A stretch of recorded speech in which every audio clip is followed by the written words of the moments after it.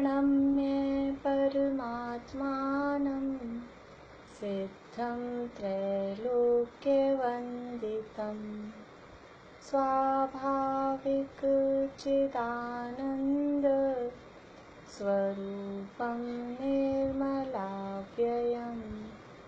शुद्धजीवादिद्रव्याणां देशकं च जिनेश्वरम् द्रव्यसङ्ग्रहसूत्राणां वृत्तिं वक्षे समासतः जीवमजीवमदव्वं जिणवरवसहेण जेणनेत्रेष्ठं देविन्दविन्दवन्दं वन्दे तं सर्वदा शिरसा कहे जीव अजीव जिनवर वृषभ ने लोक में वे वंद्य सुरपति वृंद से वंदन करूं कर जोड़ मैं।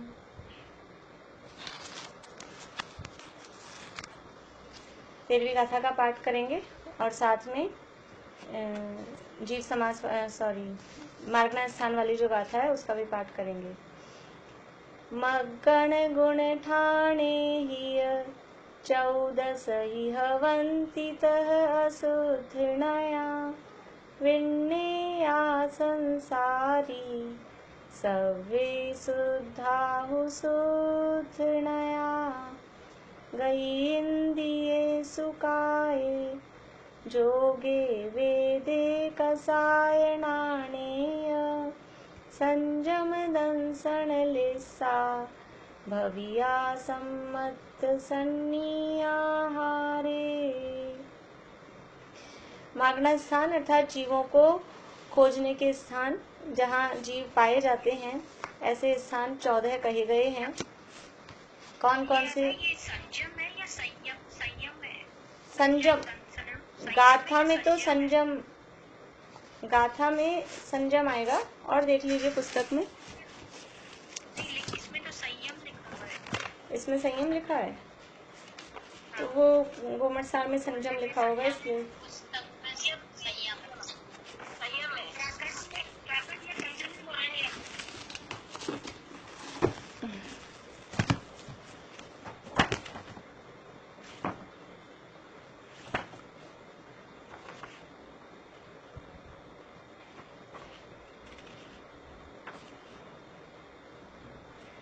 वो इसमें अपनी वाली में संयम छपा है, वैसे घुमट सार में संजम है, इसलिए वो मुझे संजम याद है।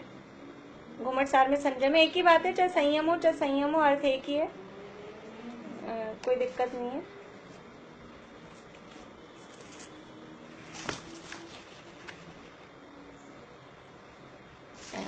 काय मार्गना के नहीं, योग मार्गना के आधार से हमारी चर्चा चल रही है।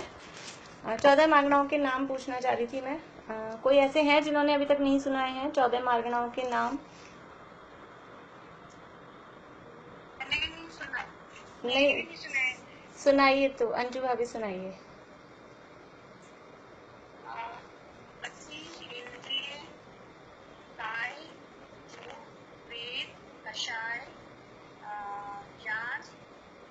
दर्शन, संयम, भव्यत्व,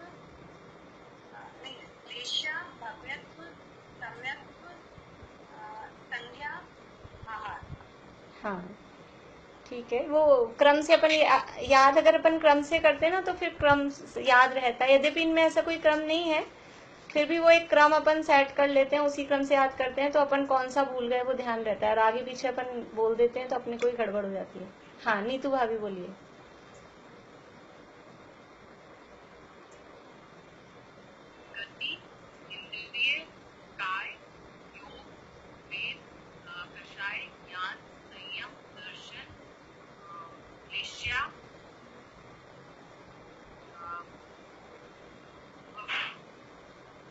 भव्यत्व और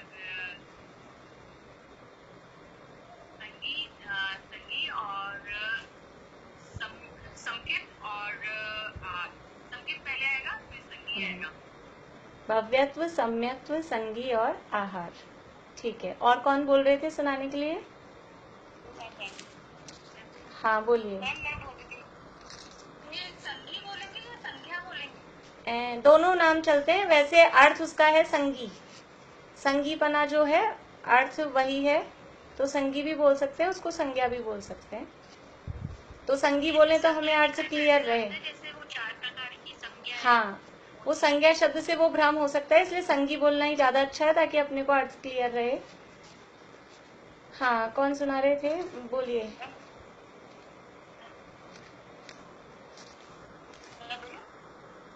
बोलिए ना, बोलिए। कौन? इंद्रिय काय योग, गति इंद्रिय काय योग, वेद कसाई, ज्ञान संयम, दर्शन ईर्ष्या, भव्यत्व, सम्यक्त्व, संगीत, आहार। हाँ, अभी वही सुनाइए बस, जिन्होंने अभी तक एक बार भी नहीं सुनाई है। जिन्होंने याद करके एक बार सुना दी है वो तो हाँ, नहीं आगे मैं बोल रही हूँ। हाँ मैं बोलूं? हाँ बोलिए।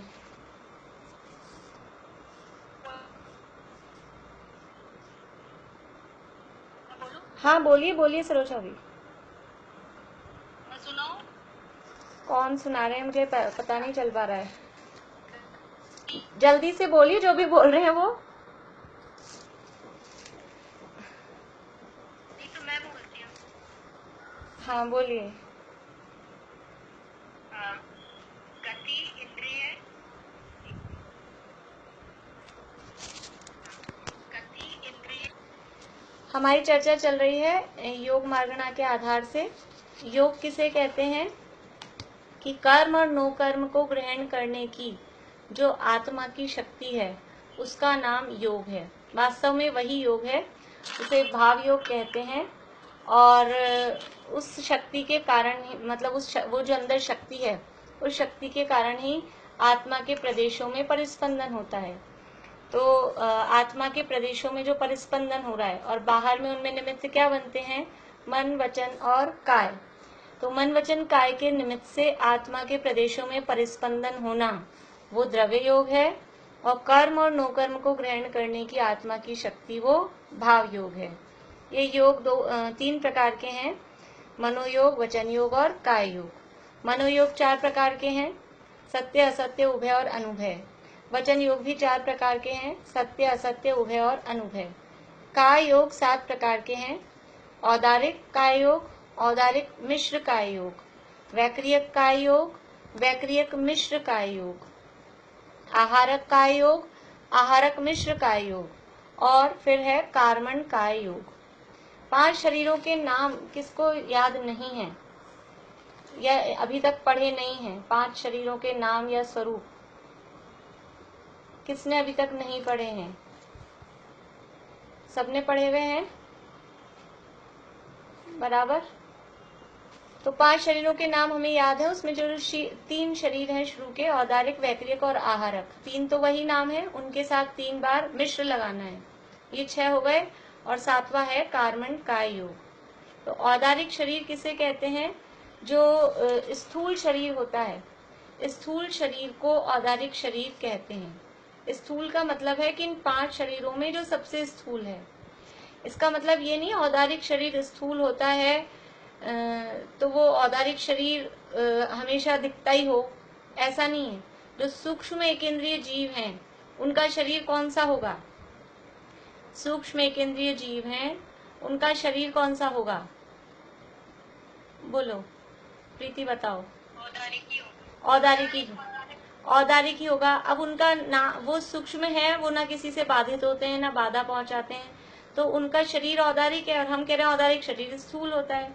तो यह स्थूल का मतलब ऐसा नहीं कि सूक्ष्म जीवों का शरीर फिर वो बाधा पहुंचाने लग जाएगा।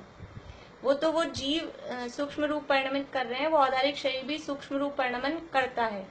पर इन 5 शरीरों में सबसे ज्यादा स्थूल जो शरीर है, यानी जिसकी जो वर्गणाएं हैं वो जो सबसे ज्यादा स्थूल है, इसलिए उसका नाम है औदारिक शरीर। तो स्थूल शरीर को औदारिक शरीर कहते हैं, और ये मनुष्य और तिर्यंचों के ही पाया जाता है।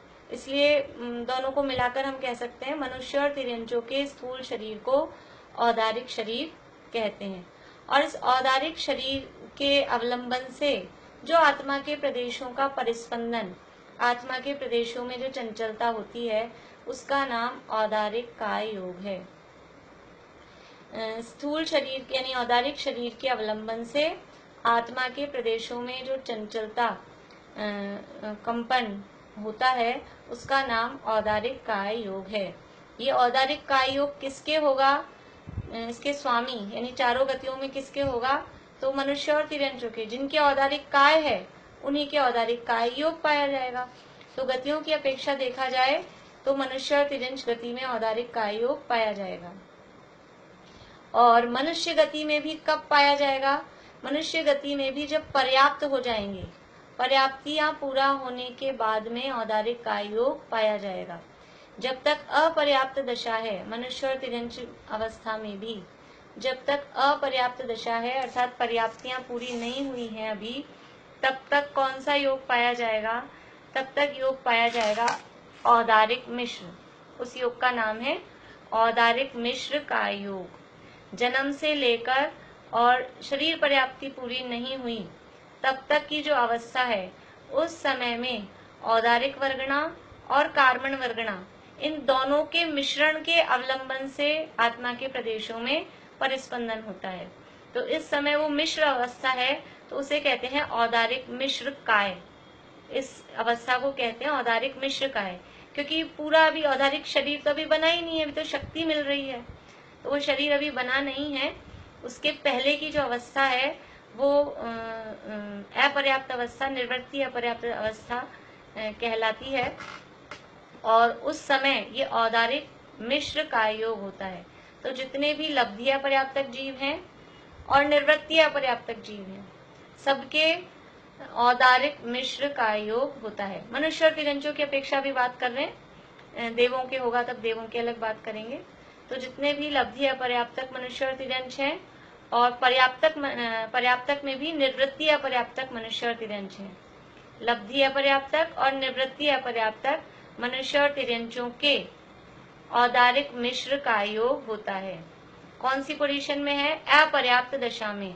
जन्म से लेकर जब तक शरीर पर्याप्ति पूरी नहीं होती है तब तक जीव अपर्याप्तक कहलाता है। उसके बाद में पर्याप्तक हो जाता है। तो पर्याप्तक होने के बाद में फिर औदारिक काय योग होगा, और जब तक पर्याप्तक नहीं हुआ है तब तक औदारिक मिश्र काय योग होता है। यह औदारिक मिश्र काय योग भी मनुष्य और तिर्यंचों के ही होगा, क्योंकि औदारिक शरीर से संबंधित वाला है। तो जिनके औदारिक शरीर होगा उन्हीं के औदारिक मिश्र काय योग पाया जाएगा। गुणस्थानों में कल हमने देखा था, कौन कौन से गुणस्थान में ये औदारिक मिश्र देखा था क्या? कल गुणस्थान नहीं देखे थे। ये औदारिक मिश्र काय योग अपर्याप्त, हाँ कल ये बात तो हुई। केवली भगवान के, केवली भगवान के भी ये औदारिक मिश्र काय योग पाया जाता है, ये बात हुई थी ना कल।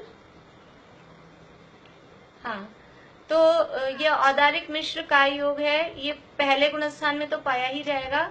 इसके अलावा दूसरे गुणस्थान में, क्योंकि हमने गुणस्थानों के संबंध में एक जो लास्ट में पॉइंट्स लिखे थे कि अपर्याप्त दशा में कौन कौन से गुणस्थान पाए जा सकते हैं, तो उसमें हमने देखे थे पहला, दूसरा, चौथा और 13वां, इस तरह से वहां संख्या लिखी थी।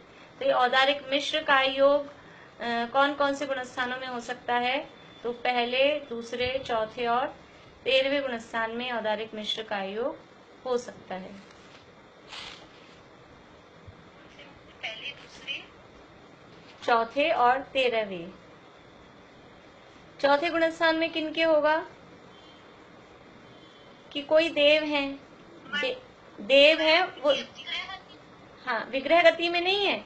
औदारिक मिश्र काय योग विग्रह गति में नहीं है, जन्म के बाद में, जन्म के पहले समय से लेकर और पर्याप्ति पूरी होने तक है। विग्रह गति अलग है, जन्म अलग है, और पर्याप्ति पूरी होने वाला टाइम ये अलग है। 3 टाइम है। एक विग्रह गति का काल है, विग्रह गति का काल पूरा होते ही जन्म होता है, और जन्म होने के बाद में अंतर्मूर्त टाइम में पर्याप्ति पूरी होती है। तो जन्म होने के बाद में वो जो पर्याप्ति पूरी हो रही है वो अवस्था अपर्याप्त अवस्था कहलाती है। अब वो जैसा भी हो, लब्धि अपर्याप्त भी या निवृत्ति अपर्याप्त, तो ये जन्म से लेकर अंतर्मुहूर्त का जो टाइम है, पर्याप्ति पूरी नहीं हुई जब तक, वो अवस्था कहलाती है अपर्याप्त दशा। उस अपर्याप्त दशा में है औदारिक मिश्र काय योग, और उसके बाद में पर्याप्त होने के बाद में फिर ये मिश्रपना नहीं रहता। फिर जो भी जैसा भी हो, औदारिक काय योग तो है ही, उसके अलावा मनोयोग वचन योग जैसे भी होंगे वो उस हिसाब से होंगे।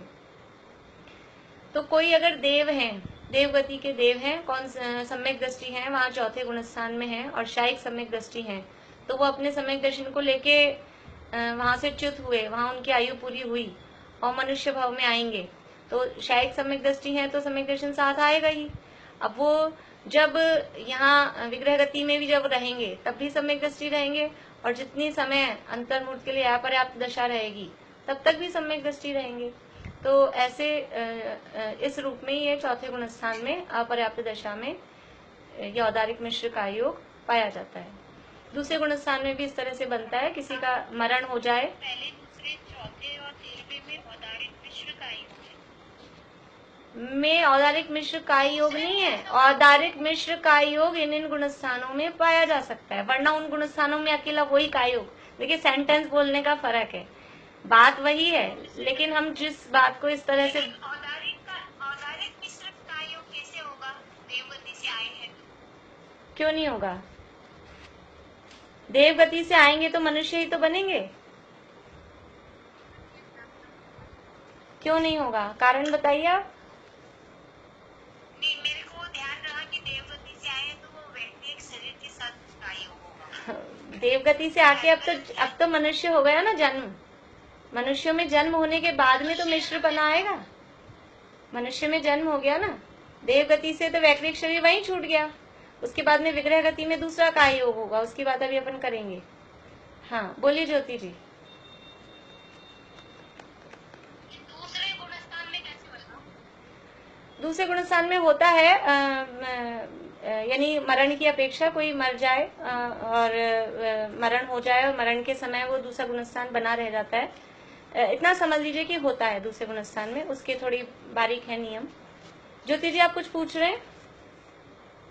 हाँ, मैं यही पूछ रही थी दूसरे गुणस्थान में कैसे? दूसरे गुणस्थान में गुणस्थान होता है यानी कोई व्यक्ति औदारिक औपशमिक सम्यक्त से च्युत हुआ और दूसरे गुणस्थान में आ गया, और उस समय वो मरण हो गया उस जीव का, तो मरण होने पर वो जो दूसरे गुणस्थान का टाइम है वो पूरा होगा और वो जहाँ उसको जाना है वहां पहुंच भी जाएगा। ऐसे करके एक इंद्रिय, मान ली कोई जीव एक इंद्रिय में भी जा रहा है तो वहां भी वो केवल निवृत्ति अपर्याप्त दशा में ही दूसरा गुणस्थान रहेगा, और उस निवृत्ति अपर्याप्त दशा में ही उसका दूसरा गुणस्थान पूरा होके पहले में भी आ जाएगा। बहुत कम टाइम बचता है, लेकिन करणान योग में अगर एक समय भी कहीं पाया जा रहा है तो उसको बताएंगे।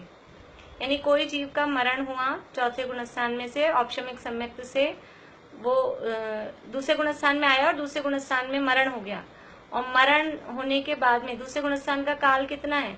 जगन ने एक समय उत्कृष्ट 6 अवली, उस समझ लीजिए जो भी 2, 4, 10 समय का जो भी उसका टाइम हो, तो विग्रह गति का 1 आध 2 समय का टाइम पूरा किया, और मान लीजिए 10 समय का टाइम था उसके दूसरे गुणस्थान का, तो विग्रह गति के 1 या 2 समय ज्यादा से ज्यादा होते हैं, 3 समय बहुत कम जीवों के होते हैं, तो विग्रह गति का 1 या 2 समय पूरा किया तो अभी भी 8 समय बचे हैं।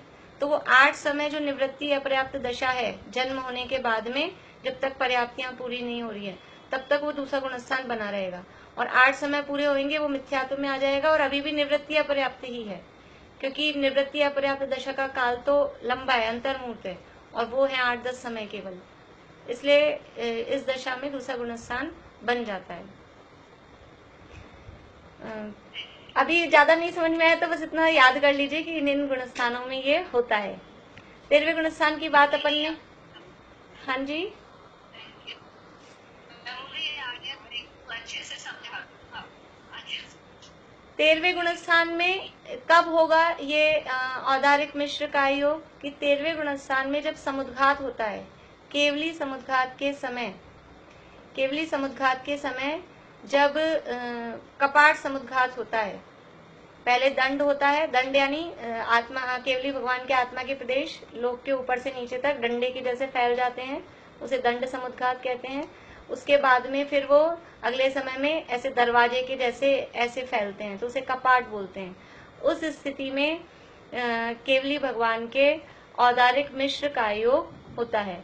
तो कितने समय के लिए होगा औदारिक मिश्र का योग? जिन लोगों ने समुद्घात पढ़ा है, वैसे तो बहुत दिन हो गए लेकिन फिर भी किसी को ध्यान हो टाइम। ये 8 समय होते हैं ना टोटल? 8 समय तो टोटल हैं। कपाट समुद्घात में कितने समय लगेंगे? ये जो औदारिक मिश्र का योग रहेगा ये कितने समय?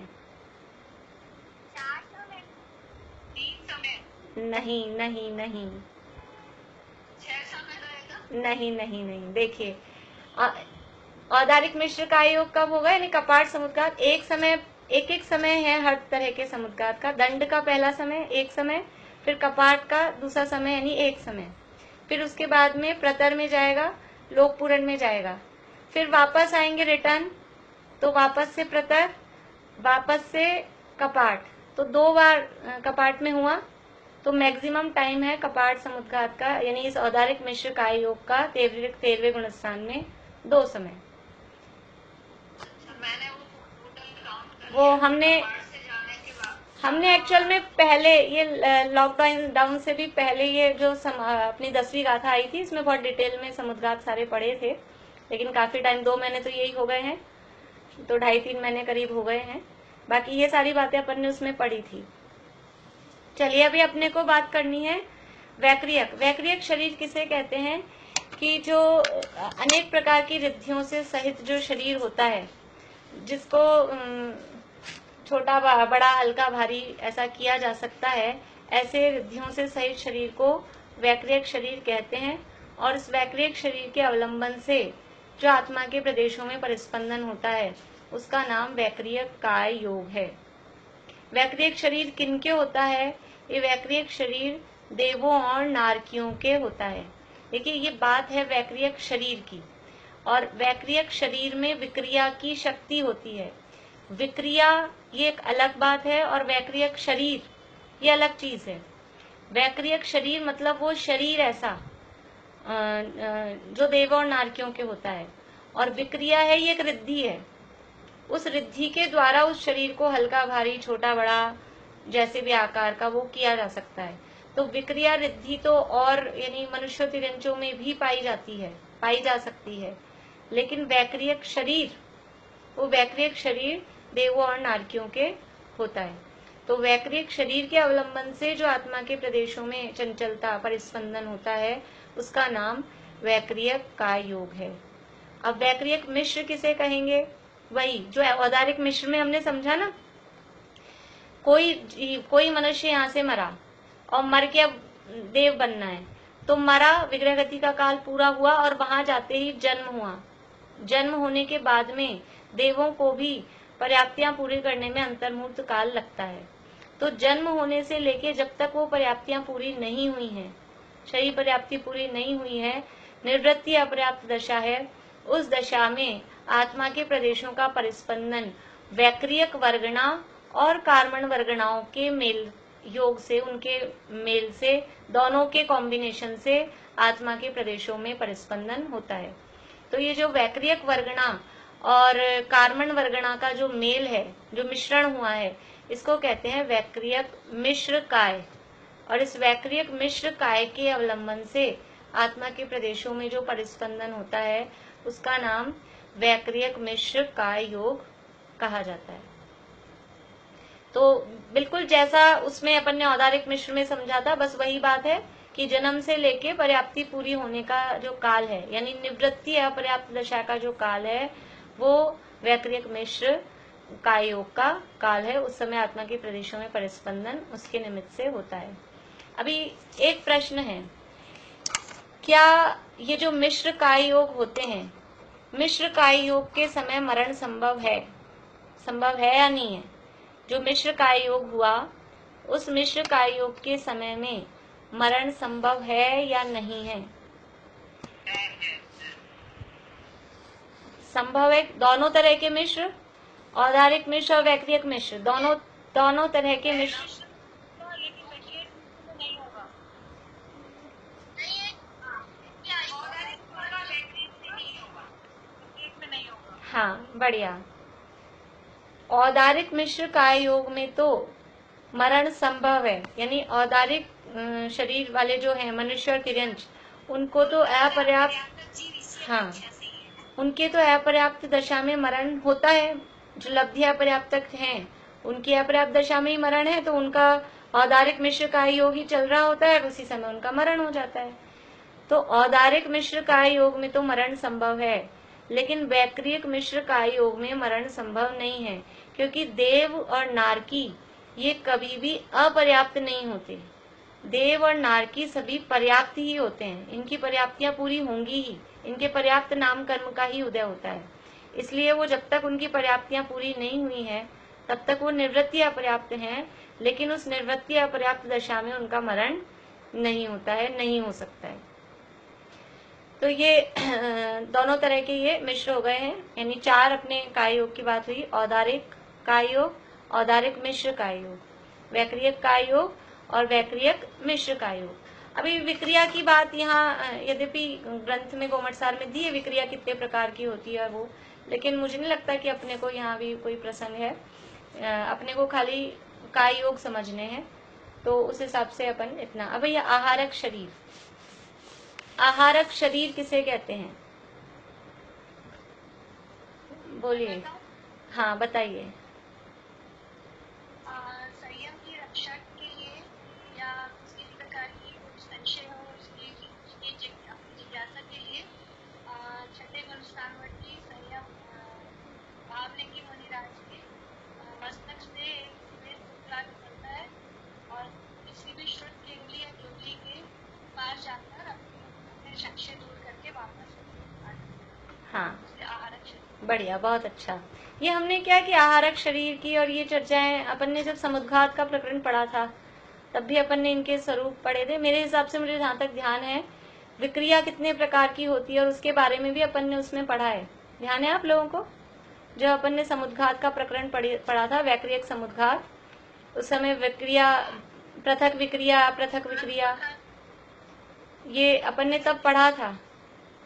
पृथक विक्रिया कौन सी होती है, अपृथक विक्रिया कौन सी होती है, देवों को कौन सी होती है, नारकियों को कौन सी होती है, सारा अपन ने तब पढ़ा था। आप लोग अपने कॉपी खोल के देखिएगा, सारा शायद ध्यान में आ जाएगा आप लोगों को। अभी आहारक शरीर की बात, ये आहारक शरीर का स्वरूप भी हमने वहां पढ़ा था। आहारक शरीर किसे कहते हैं कि कोई आहारक रिद्धिधारी जो भावलिंगी मुनिराज हैं। भावलिंगी मुनिराज मीन्स छठे सातवें गुणस्थान वर्ती मुनि दशा की वास्तविक जो यानी उनकी पोजीशन है। तो छठे सातवें गुणस्थान वर्ती आहारक रिद्धिधारी जो भावलिंगी मुनिराज हैं, उनको किसी समझ लीजिए तत्व के संबंध में कोई संदेह होने पर अथवा कुछ तीर्थ वंदना आदि का भाव होने पर और संयम की रक्षा का भी भाव है, तो ऐसा होने पर उनके मस्तक से, ये मस्तक है, और उनके मस्तक से एक हाथ प्रमाण, एक हाथ कहलाता है, ये मुट्ठी बंद करके कोहनी से लेके मुट्ठी तक, ये कहलाता है एक हाथ। तो एक हाथ प्रमाण एक स्फटिक के समान निर्मल सफेद धवल, एक मनुष्य के आकार का, जैसा मनुष्यों का आकार होता है वैसा ही बिल्कुल मनुष्यों के आकार का, बिल्कुल समचतुरस्र संस्थान बराबर, ऐसा नहीं कि बेडॉल दिखता है, जैसे अपने डॉल वगैरह लाते हैं अपन तो इतनी सी होती है, लेकिन वो बराबर पूरी प्रपोर्शन में होती है, देखने में सुंदर लगती है। ऐसे ही मनुष्य के आकार का बराबर पूरा पुरुषाकार एक पुतला निकलता है और उस पुतले को कहते हैं आहारक शरीर। तो ये आहारक शरीर, ये आहारक शरीर आहारक वर्गणाओं से बनता है। देखिए कल हमने बात की थी तीनों ही प्रकार के शरीर, औदारिक, वैक्रियक और आहारक, तीनों ही प्रकार के शरीर आहार वर्गणा से बनते हैं। लेकिन फिर भी औदारिक की वर्गणाएं और वैक्रियक की वर्गणाएं और आहारक की तीनों अलग अलग हैं। औदारिक की वर्गणा में जो परमाणु हैं वो अलग टाइप के हैं, वो औदारिक वर्गणा कहलाएंगे। जो वैक्रियक शरीर की आहार वर्गणा है उसमें जो परमाणु हैं वो अलग टाइप के हैं, वो वैक्रियक वर्गणा कहलाती है। और आहारक शरीर की जो आहार वर्गणा है वो अलग टाइप की होती है, वो आहारक वर्गणा कहलाती है। तो ये आहारक वर्गणाओं के यानी आहारक शरीर के निमित्त से, उसके अवलंबन से, जब वो आहारक शरीर बन गया उसके बाद में वो आहारक शरीर जहाँ केवली और शुद्ध केवली भगवान विराजमान है वहां तक वो शरीर जाता है और वहां अपनी शंका का समाधान करके और वापस लौटकर मूल शरीर में आके मिल जाता है। ये सब काम होने में अंतर्मूर्त टाइम लगता है। बस अंतर्मूर्त में वो जाता है और जहां भी केवली या शुद्ध केवली भगवान विराजमान है, समझ लीजिए अभी भरत क्षेत्र में नहीं है, विदेह क्षेत्र में है, तो विदेह क्षेत्र तक जाएगा, अपनी शंका का समाधान वहां समोषण में जाके प्राप्त करेगा और वापस आ जाएगा। तो ये अंतर्मूर्त काल तक, या कोई तीर्थ वंदना आदि का भाव है, सुमेरु पर्वत के चैताल्य आदियों के वंदन करने का भाव है, और अपने इस औदारिक शरीर से जाने में जीवों की विराधना होगी, तो जीवों की रक्षा का भी परिणाम है और तीर्थ वंदना का भी परिणाम है। तो इन दोनों की मैचिंग मिलाने के लिए अगर वो मुनिराज रिद्धिधारी हैं, उनको आहारक रिद्धि है, तो उनके शरीर से इस तरह का पुतला निकल के तीर्थ क्षेत्रों की वंदना करके अंतर्मूर्त में ही और वो वापस आके मूल शरीर में मिल जाता है। तो ये अभी जब ये पुतला निकला है अंतर्मूर्ति के लिए, केवली भगवान के पास गया, तब तक आत्मा के प्रदेशों में परिस्पंदन किसके अवलंबन से होगा कि जब अगर आहारक शरीर बना हुआ है तो आत्मा के प्रदेशों में परिस्पंदन आहारक शरीर के अवलंबन से होता है। जिस समय आहारक शरीर निकला है उस समय आत्मा के प्रदेशों में परिस्पंदन आहारक शरीर के निमित्त से होता है, उसे आहारक काय योग कहते हैं। उस समय फिर औदारिक शरीर के निमित्त से, ये औदारिक शरीर यहाँ है और वो आहारक शरीर चला गया है विदेह क्षेत्र, तो अब आत्मा के प्रदेशों में परिस्पंदन किसके निमित्त से होगा? वो आहारक शरीर के निमित्त से ही होगा। हाँ ज्योति जी बोलिए। ज्योति जी पूछिए, क्या पूछ रहे हैं? आ गए हैं?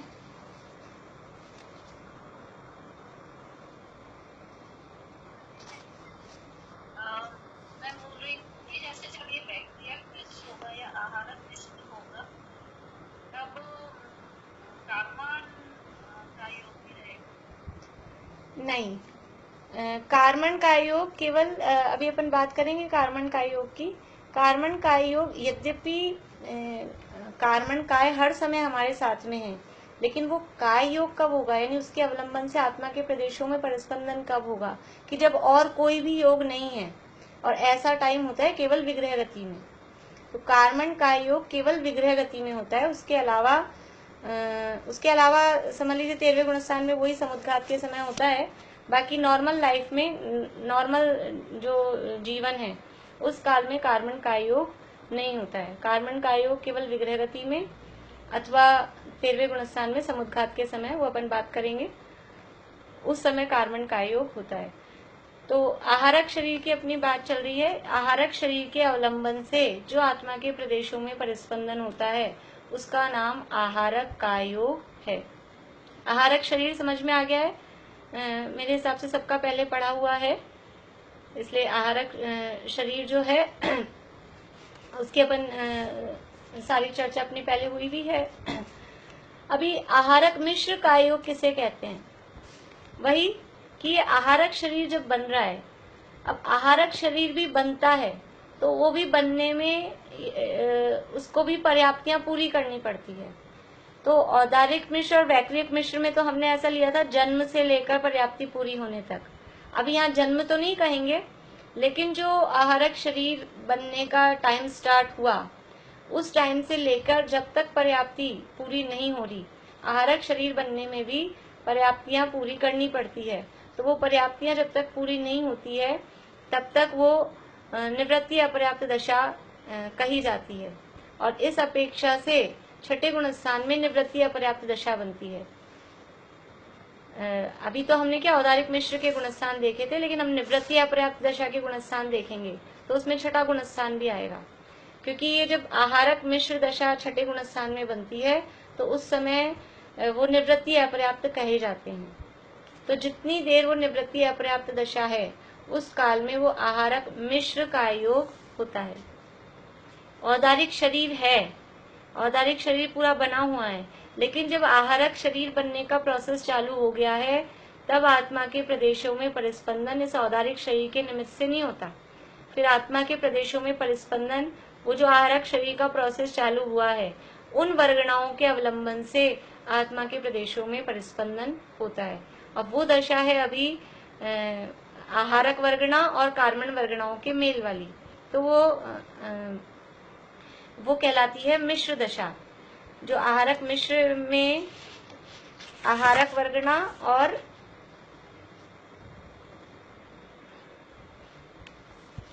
औदारिक यानी दोनों का कहा जाता है आहारक मिश्र में। देखिए अभी और जो दो मिश्र हमने पढ़े, औदारिक मिश्र और वैक्रियक मिश्र। औदारिक मिश्र में तो औदारिक वर्गना और कार्बन वर्गनाओं का मेल, वैक्रियक मिश्र में वैक्रियक वर्गना और कार्बन वर्गनाओं का मेल। अभी आहारक मिश्र में शास्त्रों में दो तरह की बातें मिलती है, घुमटसार में और धवला में। दोनों में जो भी दोनों में से कौन सच्चा है कौन झूठा है ऐसा निर्णय हम नहीं निकालते हैं, लेकिन दो प्रमाण शास्त्रों में मिलते हैं। तो घुमटसार में तो मिलता है कि औदारिक वर्गना और आहारक वर्गना के मेल से ये मिश्र बना हुआ। आहारक मिश्र में घुमटसार में ऐसा मिलता है कि औदारिक वर्गना और आहारक वर्गना के मेल से ये आहारक मिश्र बना। और धवला में मिलता है कि औदारिक वर्गना आहारक वर्गना और कार्बन वर्गना, आहारक वर्गना और कार्बन वर्गना के मेल से मिश्र बना होता है। तो जो भी हो, मतलब किसी और वर्गना का अवलंबन उसमें है, अकेली आहारक वर्गना के अवलंबन से आत्मा के प्रदेशों में परिस्पंदन नहीं हो रहा है, कोई दूसरी और वर्गना का उसमें साथ में अवलंबन लिया जा रहा है। तो जहां किसी और वर्गना का अवलंबन लिया जाता है उस दशा को कहते हैं मिश्रपना। तो आहारक वर्गनाओं के साथ में जो औदारिक अथवा कार्बन वर्गनाओं का जो साथ में मेल हुआ, उस समय उसके अवलंबन से जो आत्मा के प्रदेशों में परिस्पंदन हुआ, उसका नाम है आहारक मिश्र काय योग। और ये आहारक मिश्र काय योग छठे गुणस्थानवर्ती आहारक रिद्धिधारी मुनिराज के ही पाया जाता है। आहारक मिश्र काय योग जो छठे गुणस्थानवर्ती आहारक रिद्धिधारी, क्योंकि बिना रिद्धि के आहारक शरीर निकलना पॉसिबल नहीं है। सत्ता में हमारे आहारक शरीर और आहारक अंगोपांग नाम के कर्म सत्ता में रखे हों, लेकिन यदि ये रिद्धि नहीं है तो ये शरीर बनना पॉसिबल नहीं है। नाम कर्म के भेदों में कहीं नाम आता है, ध्यान है? आहारक नाम कर्म ऐसा कोई नाम आता है? 5 प्रकार के शरीर हैं, औदारिक वैक्रियक आहारक, ये तो 5 प्रकार के शरीर नाम कर्म है। तो उसमें आहारक शरीर नाम कर्म और उसके साथ में आहारक अंगोपांग नाम कर्म, ये कर्म तो बंधते हैं। ये कर्म भी समझ लीजिए भावलिंगी संतों को, मुनिराजों को ही बनते हैं। 7वें गुणस्थान में प्रकृति बंधती है और 8वें के 6ठे भाग तक बनती है। हम जैसे लोगों को ये प्रकृति नहीं बनती है, मिथ्या दृष्टियों को नहीं बनती है। तीर्थंकर प्रकृति और आहारक द्विक, इसे बोलते हैं आहारक द्विक। आहारक शरीर और आहारक अंगोपांग, ये दो हो गई, इन दोनों को ये इकट्ठी बनती हैं, तो इनको मिला के द्विक कहते हैं, आहारक द्विक। ये 3 प्रकृतियां सम्यक दृष्टि को ही बंधती हैं, तीर्थंकर प्रकृति और आहारक शरीर, आहारक अंगोपांग। तो ये प्रकृतियां बंधी हुई होती हैं, सत्ता में हो सकती हैं, लेकिन इसका उदय किसके आएगा? इसका उदय जिन मुनिराजों को आहारक रिद्धि भी साथ में इस भाव में प्रकट है, तो उनको इसका उदय आता है। तो समझ में आई आप लोगों को बात कि आहारक शरीर के अवलंबन से जो आत्मा के प्रदेशों में परिस्पंदन होता है उसका नाम आहारक काय योग है। और वो आहारक शरीर जब तक वो निवृत्ति अपर्याप्त दशा है, आहारक शरीर की निवृत्ति अपर्याप्त दशा में आहारक और अन्य औदारिक अथवा कार्बन वर्गनाओं के मेल से जो आहारक मिश्र पना है, उस आहारक मिश्र काय योग के अवलंबन से जो आत्मा के प्रदेशों में परिस्पंदन होता है, आहारक मिश्र काय के अवलंबन से जो आत्मा के प्रदेशों में परिस्पंदन होता है, उसे आहारक मिश्र काय योग कहते हैं। क्लियर है यहाँ तक की बात? 3 प्रकार के शरीर और 3 प्रकार का उनका मिश्र। मिश्र मतलब है कि निवृत्ति अपर्याप्त दशा में बन रहा है। अब इस आहारक मिश्र दशा में मरण पॉसिबल है या नहीं है? आहारक मिश्र दशा में मरण पॉसिबल है या नहीं है? तो इसमें भी मरण पॉसिबल नहीं है। आहारक पर्याप्तियां पूरी हो जाए, आहारक शरीर बन जाए, उसके बाद तो मरण हो सकता है, लेकिन मिश्र दशा में मरण संभव नहीं है। आहारक जब शरीर बना हुआ है, पूरा पर्याप्त हो गया है, उसके बाद में तो मरण पॉसिबल है, लेकिन मिश्र दशा में यानी वैक्रियक मिश्र में और आहारक मिश्र में मरण संभव नहीं है। औदारिक मिश्र में मरण संभव है, और औदारिक मिश्र में भी मरण किनके होगा? औदारिक मिश्र अवस्था में भी मरण किनके होगा? बढ़िया बढ़िया, बहुत अच्छा। जो अपर्याप्त जीव हैं, जिनके अपर्याप्त नाम कर्म का उदय है, उन्हीं का मिश्र दशा में मरण होगा, वरना जो पर्याप्त जीव हैं उनका किसी का भी मिश्र दशा में मरण नहीं हो सकता। भले ही पर्याप्तता पूरी होने के बाद आयु बहुत कम हो, तुरंत उसके बाद मरण हो जाए, वो बात अलग है। लेकिन यदि पर्याप्त नाम कर्म का उदय है, पर्याप्त जीव हैं, तो उनका अपर्याप्त दशा में मरण नहीं होगा, मनुष्य और तिर्यंचों का भी। ठीक है, तो ये नियम ध्यान में आ गया। वैक्रियक मिश्र में और आहारक मिश्र में तो मरण नहीं होगा, और औदारिक मिश्र में भी अपर्याप्त जीवों का ही मरण पॉसिबल है, पर्याप्त जीवों का नहीं। अब ये आहारक मिश्र, हाँ पूछिए। जो पुतला निकलता है महाराज के मुनि महाराज के शिवलिंग के, तो दाएं कंधे से बाएं कंधे से वो क्या चीज होती है? अलग अलग वो तेजस शरीर होता है। सफेद रंग का निकलता है, जो काले रंग का निकलता है। हाँ, एक लाल रंग का होता है, एक सफेद रंग का होता है, वो तेजस शरीर होता है। एक शुभ तेजस होता है, एक अशुभ तेजस होता है, वो तेजस शरीर होता है। ये है आहारक शरीर। वो तेजस शरीर शुभ भी हो सकता है, अशुभ भी हो सकता है, लेकिन ये आहारक शरीर है, ये शुभ ही होता है। शुभम विशुद्धम अव्याघाती च आहारकम प्रमत्त संयतस्येव, ये सूत्र है चतुर्थ सूत्र में। तो ये आहारक शरीर शुभ ही होता है, विशुद्धि होता है, और प्रमत्त संयत यानी छठे गुणस्थान वर्ती मुनिराजों के ही ये निकलता है, उन्हीं के ये शरीर होता है। तेजस शरीर भी शुभ अथवा अशुभ यानी ये तेजस रिद्धि से ही प्राप्त होता है, ये भी मुनिराजों के ही निकलता है, लेकिन वो अशुभ जब होता है उस समय वो गुणस्थान उनका गिर जाता है। अभी है कार्मण काय योग। कार्मण काय योग किसे कहते हैं?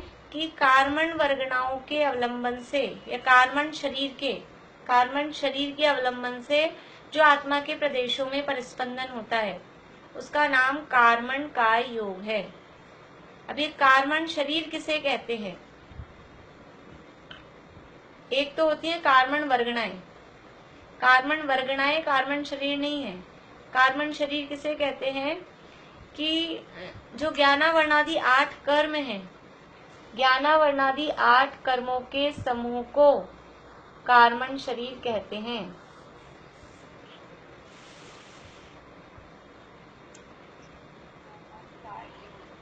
या ऐसा भी कह सकते हैं, कर्म की तरफ से हम परिभाषा बनाए सभी शरीरों की। जैसे औदारिक शरीर किसे कहते हैं? कि औदारिक शरीर नाम कर्म के उदय से होने वाले स्थूल शरीर को औदारिक शरीर कहते हैं। अलग अलग अपेक्षाओं से परिभाषाएं अलग अलग टाइप से बन जाती हैं। जब कर्म का उदय की निमित्त दिखाना है तो इसी तरह से सारी परिभाषाएं बना सकते हैं। वैक्रियक शरीर नाम कर्म के उदय से जो देवों और नारकियों के होने वाले विक्रिया से सहित जो शरीर है, जैसे छोटा भारी हल्का बड़ा, हल्का भारी छोटा बड़ा, ये किया जा सकता है, ऐसे शरीर को वैक्रियक शरीर कहते हैं। आहारक शरीर नाम कर्म के उदय से छठे गुणस्थान वर्ती मुनिराजों के मस्तक से निकलने वाले एक हाथ प्रमाण पुतले को आहारक शरीर कहते हैं।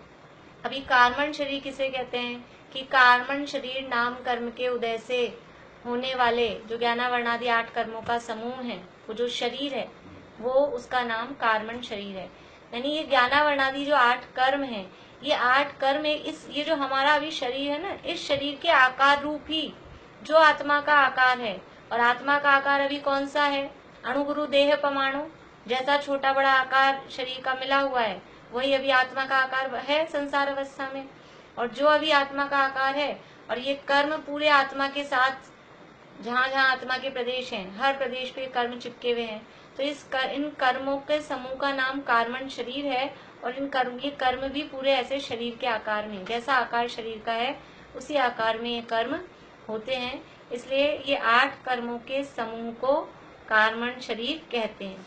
और इस कार्मण शरीर के अवलंबन से जो आत्मा के प्रदेशों में परिस्पंदन होता है उसे कार्मण काय योग कहते हैं। ये कार्मण काय योग कहाँ होता है? तो ये हमने सूत्र पढ़ा है विग्रह गतौ कर्म योग। अभी देखिए, अभी वापस से तत्वार्थ सूत्र उठा के देखेंगे ना, तब उसका भाव बहुत अच्छा ख्याल में आएगा। पहले तो हमने पढ़ लिए और बहुत समय हो गया दूसरा अध्याय पढ़े हुए।